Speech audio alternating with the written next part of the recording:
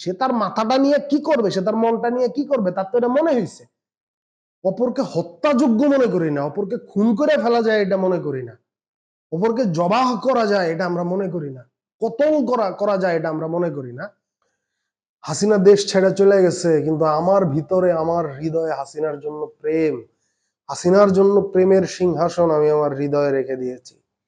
আর সেই সিংহাসনের গল্পটা যখন আমি বলবো, আপনি টের পাবেন যে আপনার মনেও হাসিনার জন্য প্রেমের সিংহাসন রয়ে গেছে। হাসিনা 5 আগস্ট গণভবন ছেড়ে চলে গেছে, কিন্তু হাসিনা আজও আমাদের হৃদয়ে রয়ে গেছে। কিভাবে, সেটাই আমি ব্যাখ্যা করছি। সেটা ব্যাখ্যা করতে গেলে পরে আমাদের একজন কবির সাহায্য নিতে হবে। প্রেম প্রীতির ব্যাপার, ওই কবিদের সাহায্য পেলেই কিন্তু এগুলো ভালোভাবে জমে। তো ওই কবির নাম হচ্ছে কাহালিল জিব্রান, কেউ উনাকে ডাকে খলিল জিব্রান বলে। আসলে ওনার নাম কি কাহালিল না খলিল না কলিল, সেটা একটা বিতর্কের বিষয়, কিন্তু আমরা সেই বিতর্কে যাব না। ওনার একটা বই আছে, বইটার নাম হচ্ছে দি প্রফেট। এই বইটাতে কাহালিল জিব্রান একটা খুব অদ্ভুত কথা কিন্তু বলেছেন। কথাটা আমি আপনাদেরকে পড়ে শোনাই। এই হচ্ছে প্রফেট বই, এবং এই বইয়ে একটা অধ্যায় আছে, অধ্যায়টার নাম হচ্ছে মুক্তি বিষয়ে। সে মুক্তি বিষয়ে অধ্যায়ে একটা লাইন আছে, আমি লাইনটা পড়ে শোনাই। কাহালিল জিব্রান বলছেন, তোমরা যদি একজন অত্যাচারী স্বৈরশাসককে সিংহাসনচ্যুত করতে চাও, তাহলে তোমাদের নিজেদের ভেতরে যে সিংহাসন নির্মিত হয়েছে আগে তা ধ্বংস করো। এটা খুবই গুরুত্বপূর্ণ একটা কথা। কেন গুরুত্বপূর্ণ? কারণ শেখ হাসিনার যে সিংহাসন, এটা গণভবনে ছিল না, এটা ছিল আপনার এবং আমার মনের ভিতরে, আমাদের অন্তরের ভিতরে। তো এখন আমাদের হৃদয়ের ভিতরে হাসিনার সিংহাসনটা এটা কিভাবে? একটা জিনিস চিন্তা করেন যে আমি এবং আপনি, আমরা দুইজন যখন এই ব্যাপারে একমত, যে আমাদের মতামতের ভিন্নতা থাকলেও, এমনকি আমরা একজন আরেকজনের চিন্তাকে ভুল মনে করলেও, একজন আরেকজনের চিন্তাকে ক্ষতিকর মনে করলেও, আমরা সেই চিন্তার কারণে অপরকে হত্যাযোগ্য মনে করি না, অপরকে খুন করে ফেলা যায় এটা মনে করি না, অপরকে জবাহ করা যায় এটা আমরা মনে করি না, কতল করা যায় এটা আমরা মনে করি না।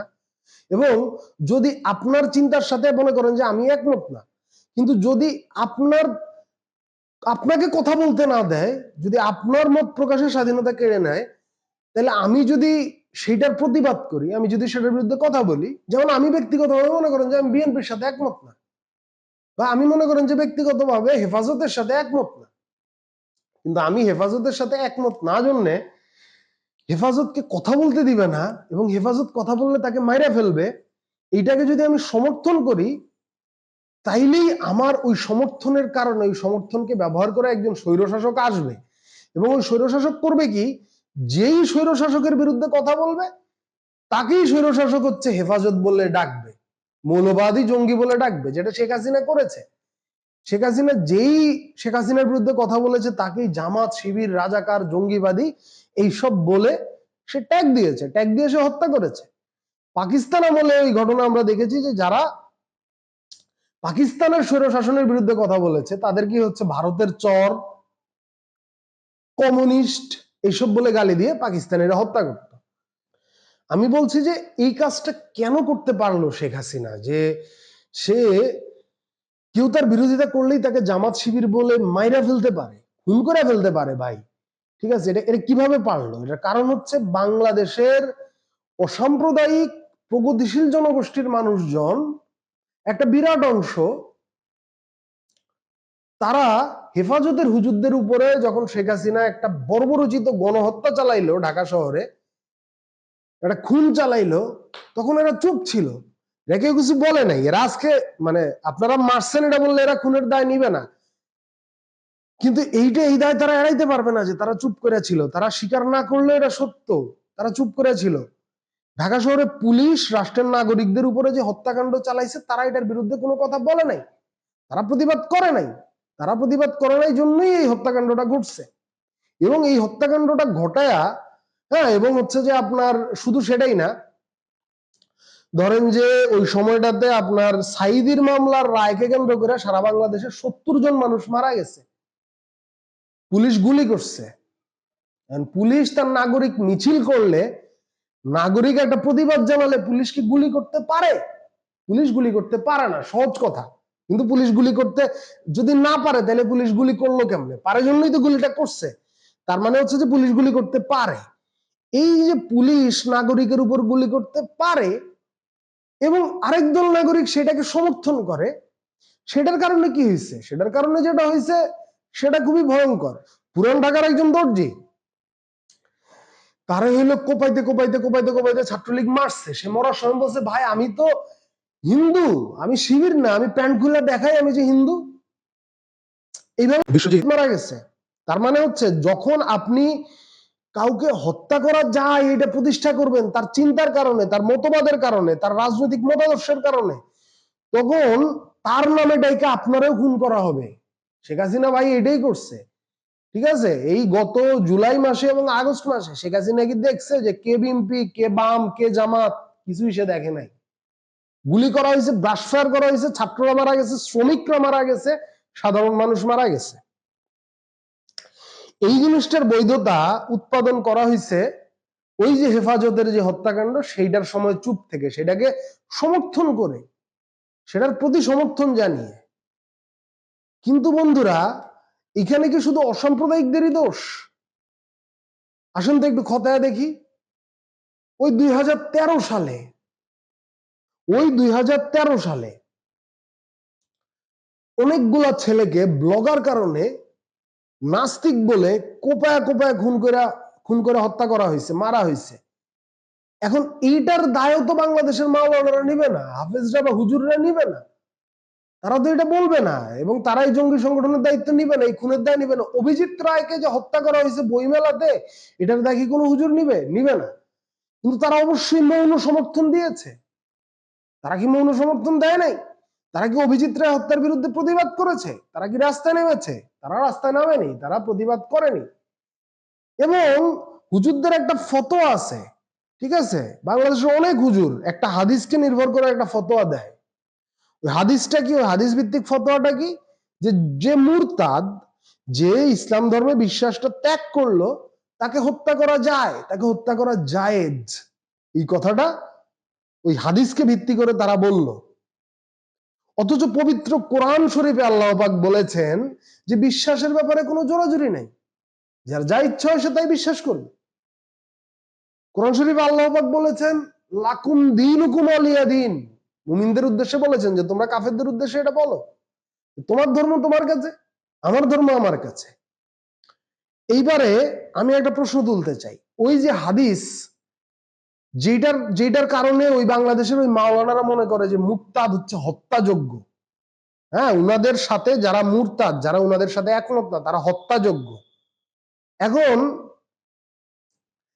প্রথম কথা, এখানে দুইটা কথা মনে রাখবেন সবসময়। এই যে হাদিসটা, এই হাদিসটা যখন আসবে তখন হচ্ছে আমি দুইটা কথা বলতে চাই হাদিসটার প্রেক্ষিতে। পরিষ্কার দুইটা কথা, দুইটাই সমান গুরুত্বপূর্ণ। প্রথম কথা হচ্ছে যে কোরআনে যখন আছে যে বিশ্বাসের ব্যাপারে কোনো জোরাজুরি নাই, এবং ইমাম বুখারী যিনি এই হাদিসটা সংগ্রহ করেছেন তিনি বলেছেন যে যদি আমার সংগ্রহিত কোনো হাদিস কোরআনের সাথে বিরোধী হয়, কোরআনের সাথে সাংঘর্ষিক হয়, তাহলে সেই হাদিসটাকে তোমরা জাল হাদিস বলিয়া গণ্য করিও। সুতরাং আমি একটা জিনিস পরিষ্কার ভাবে বলতে চাই যে নবী হযরত মুহাম্মদ সাল্লাল্লাহু আলাইহি সাল্লাম মানব জাতির আধ্যাত্মের একজন শিক্ষক, সারা জগতের গুরু তিনি। এখন একজন মানুষ আধ্যাত্মিকতার পথে, আল্লাহকে পাবার পথে, ইসলামকে পাবার পথে, অথবা তার হেদায়েতের পথে তার একটা জার্নি থাকবে, একটা যাত্রা থাকবে। আজকে বাংলাদেশের জামাত ইসলামের লোকজন কবি আল মাহমুদকে খুবই মাথায় তুলে রাখে। হ্যাঁ, এখন আল মাহমুদ তো নাস্তিক ছিল, তারপরে সে জামাতে যোগ দিয়েছে। তারপরে খেলাফত মজলিসের লোকজন, মেজর জলিল খেলাফত মজলিস করত। এখন খেলাফত মজলিস করার আগে মেজর জলিল কোন পার্টি করত? মেজর জলিল জাতীয় সমাজতান্ত্রিক দল, ওই হাসানুল হকিনি, আসম আব্দুর রবদের যে দল, জাসদের সভাপতি ছিল। তো মুক্তাদের শাস্তি তো মৃত্যুদণ্ড, মুক্তাদকে তো হত্যা করা যায়।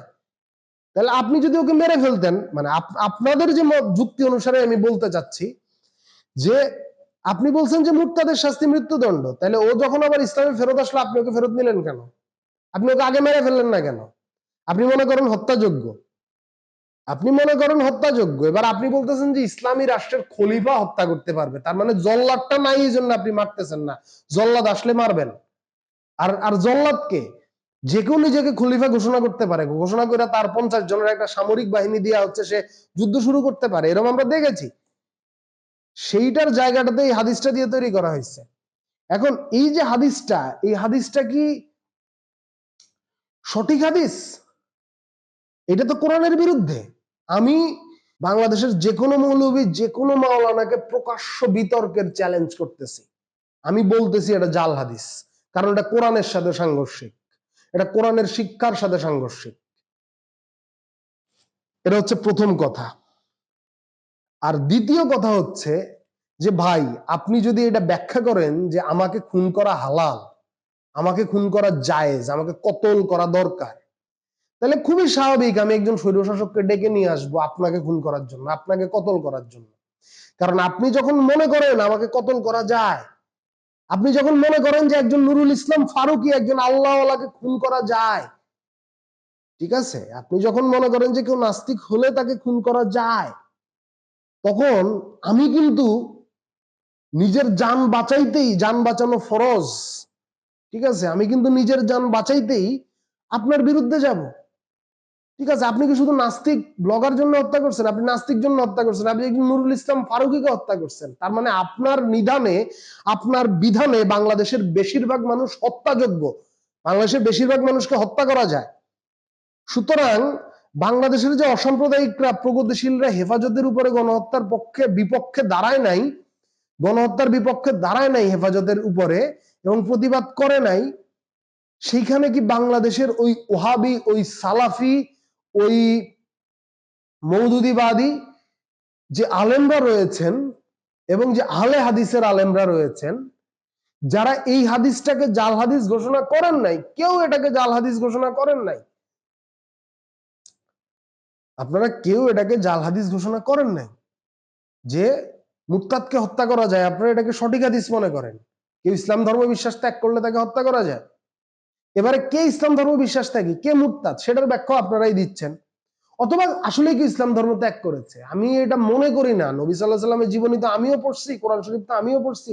আমি বাংলাদেশের যে কোনো মাওলানাকে চ্যালেঞ্জ জানালাম, যে এটা মনে করে, প্রকাশ্য বিতর্কের চ্যালেঞ্জ জানালাম, আমি মনে করি এটা জাল হাদিস। এখন আপনি যদি মনে করেন যে এইটা আমাকে হত্যা করা যায়, তাহলে তো ভাই আপনার হত্যার বিরুদ্ধে আমি দাঁড়াবো না।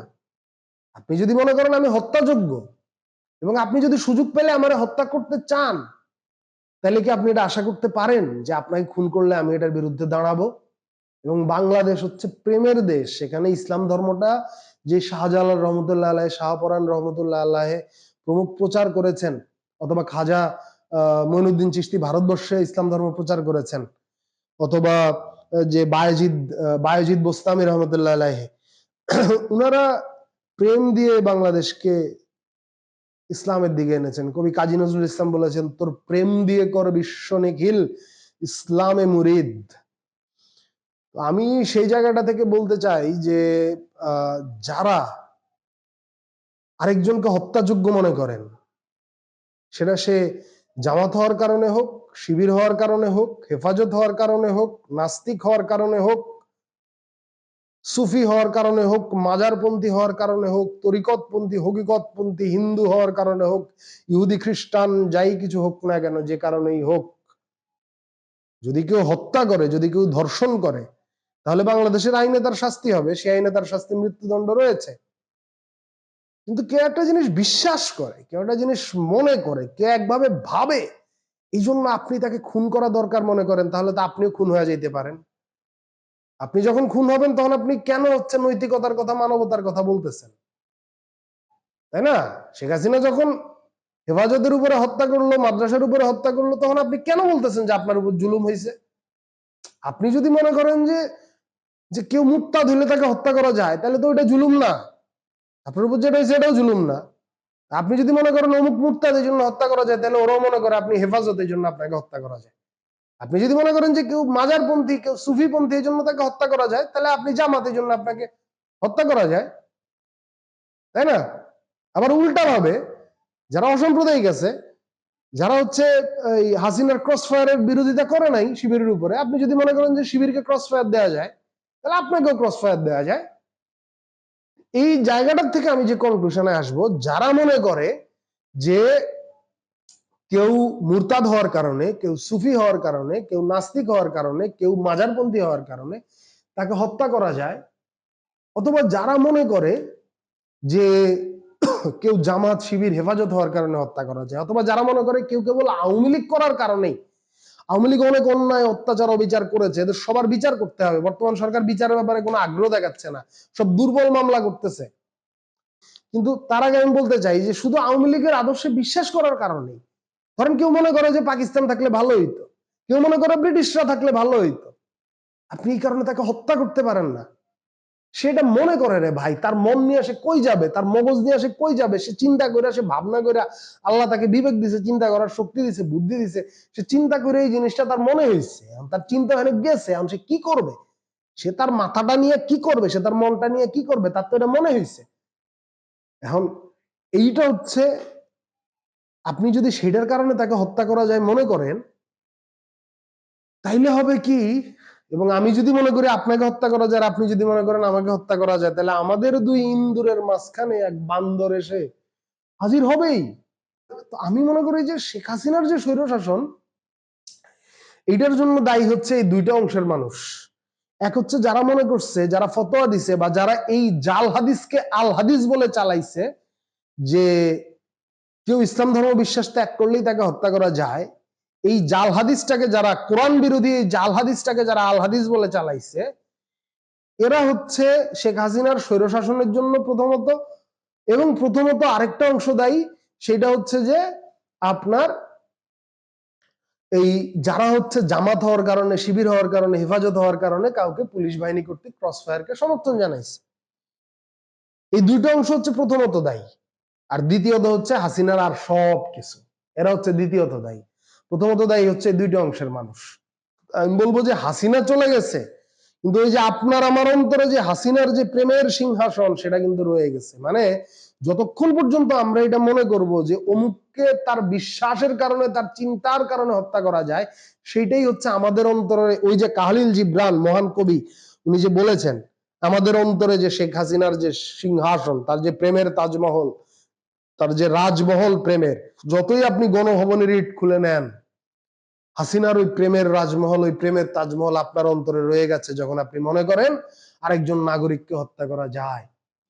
এবং আমাদের মনে রাখতে হবে, এটা কিন্তু বাংলাদেশ, এটা বাংলাদেশের মাটি, কিন্তু ইরান আফগানিস্তান না, আরব না রে ভাই, আরব না। নবী মোহাম্মদ সাল্লাল্লাহু আলাইহি সাল্লামের শিক্ষা যদি কোন মুসলমান বুঝে থাকে, সেটা বাঙালি মুসলমান। যারা নুরুল ইসলাম ফারুকীর হত্যার বিরুদ্ধে দাঁড়ান নাই, যারা হচ্ছে ব্লগারদের হত্যার বিরুদ্ধে দাঁড়ান নাই, যারা হচ্ছে বৈধতা উৎপাদন করছেন এই ফতোয়া দিয়া যে মুরতাদকে হত্যা করা যায়, আপনি এই বিশ্বাস নিয়ে বাংলাদেশে ফাংশন করবেন, আপনি এই বিশ্বাস প্রচার করবেন, হ্যাঁ, সুতরাং যে অমুককে খুন করা যায়, আর আপনি আশা করবেন দেশে শান্তি থাকবে, আপনার উপর জুলুম হবে না, এই আশা আপনি করেন না ভাই, এটা ভুল আশা। একইভাবে আমি অসাম্প্রদায়িক প্রগতিশীলদেরকেও বলবো যে আপনি মনে করেন কেউ শিবির হইলে তাকে গুলি করা যায়, কেউ জামাত হইলে, কেউ হেফাজত হইলে, কেউ বিএনপি হইলে, আওয়ামী লীগের লোকদেরকে বলবো যে আপনি, বা এখন যারা আওয়ামী লীগের উপরেও অত্যাচার, যদি মনে করেন যে আওয়ামী লীগের বিনা বিচারে মারা যায়, যদি কেউ এটা মনে করে থাকেন, তাকেও বলতেছি যে আপনি যদি কোনো মানুষকে তার বিশ্বাসের কারণে, তার চিন্তার কারণে হত্যা করা যায় মনে করেন, তাহলে আসলে আপনি একজন বিপজ্জনক মানুষ ভাই, আপনি একজন ভয়ঙ্কর মানুষ। এবং আপনার ওই বিশ্বাস, ওই বিশ্বাসের পরিণাম হচ্ছে দুইটা: এক, দেশে একটা স্বৈরশাসন, আর দুই, দেশে একটা গৃহযুদ্ধ। সুতরাং এই জায়গাটা থেকে সরে আসেন।